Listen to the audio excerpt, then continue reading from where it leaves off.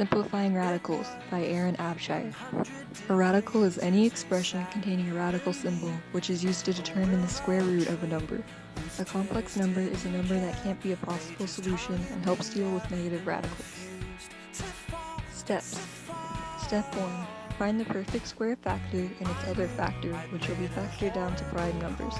Step 2. Remove any square roots and put them outside of the radical. Step 3. If any non-square root numbers remain, they stay under the radical. However, if any square root numbers do remain, then remove the radical and multiply the square roots if there are more than one. Example 1. First, you start off with the square root 126. From there, you can find that it has the factors 9 and 14. 9 is a perfect square, while 14 goes down to 2 times 7. From there, you move the 3 outside of the radical and keep 2 times 7 underneath. So, the square root of 126 is just 3 radical 14. Example 2. In this problem, we'll be starting off with the radical 48, which breaks down to 8 times 6. From there, you can see that 8 breaks down to 4 times 2 and 6 breaks down to 3 times 2.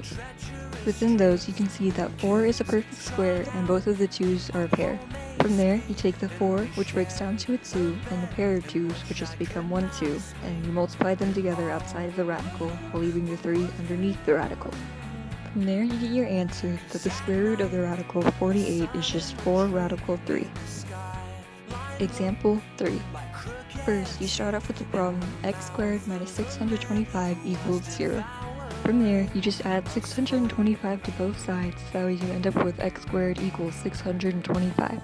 From there, in order to simplify, you need to put a radical over both the x squared and the 625. After that, you can find out that 125 is also just 5 times 25. With a pair of 5 and the perfect square 25, you can just break them both down to 1 5 times another 5. Then you just multiply 5 times 5, which gets you 25, so x equals 25. And with that, you know that the square root of x squared minus 625 is just x equals 25. Example 4. You start with a radical negative 135. After that, you start factoring down to 625. I went ahead and just started with 5 times 125. From there, since it has a negative, you have to remove that and instead put an I outside of the radical. From there, you just proceed as normal and break down the 135 to a 5 times 27.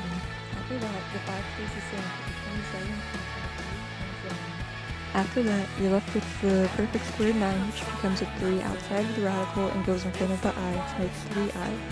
After that, the numbers underneath the radical, 5 and 3, are multiplied together, and the answer for the square root of negative 135 is 3i to the radical 15.